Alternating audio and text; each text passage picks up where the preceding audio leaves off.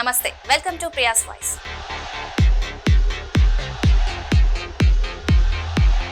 పిల్లలను బానిసలుగా చేసుకుంటున్న సోషల్ మీడియాపై భారత ప్రభుత్వం ఉక్కుపాదం మోపనుంది. 18 ఏళ్లలోపు పిల్లలు సోషల్ మీడియా వాడాలంటే తల్లిదండ్రుల అనుమతి తప్పనిసరి చేయనుంది. దీనికి సంబంధించిన చట్టాన్ని త్వరలోనే తీసుకురానున్నట్లు తెలుస్తోంది. ప్రస్తుతం నడుస్తుందంతా సోషల్ మీడియా కాలం. అప్పుడే పుట్టిన పాపాయి దగ్గర నుంచి పండు ముసలి వరకు చేతిలో ఫోన్, దాంట్లో సోషల్ మీడియా లేకుండా ఉండడం లేదు. ఇది పిల్లల మీద చాలా ప్రభావం చూపిస్తుంది. అందుకే దీనికి సంబంధించి చాలా దేశాల ప్రభుత్వాలు కీలక నిర్ణయాలు తీసుకుంటున్నాయి.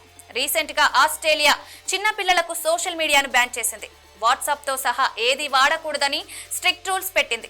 ఇప్పుడు భారత కేంద్ర ప్రభుత్వం కూడా ఆ దిశగా అడుగులు వేస్తోంది. పిల్లలకు సోషల్ మీడియా అనుమతి తప్పనిసరి చేయబోతోంది కేంద్ర ప్రభుత్వం. Digital personal data protection act 2023 ప్రకారం 18 ఏళ్ల కన్నా తక్కువ వయసున్న పిల్లలకు సోషల్ మీడియా అకౌంట్స్ ఓపెన్ చేయడానికి తల్లిదండ్రుల పర్మిషన్ ఖచ్చితంగా ఉండాల్సిందే.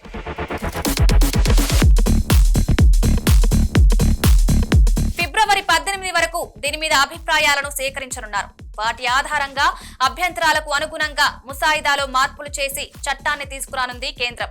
Ministry of electronics and information technology తన నోటిఫికేషన్ లో mygov.in ద్వారా ముసాయిదా నిబంధనలపై అభ్యంతరాలు, సూచనలను సమర్పించడానికి ప్రజలను ఆహ్వానిస్తున్నట్లు ప్రకటించింది. ఫిబ్రవరి 18 వరకు వీటిని స్వీకరిస్తారు.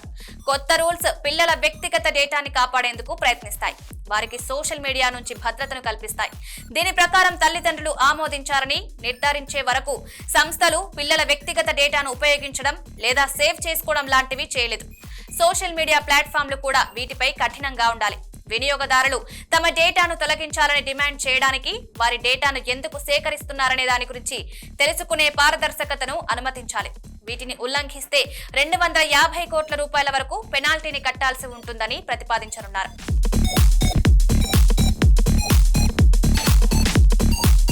మరిన్ని వీడియోస్ కోసం సబ్స్క్రైబ్ చేసుకుని కిందున్న బెల్ ఐకాన్ని నొక్కండి. Thank you.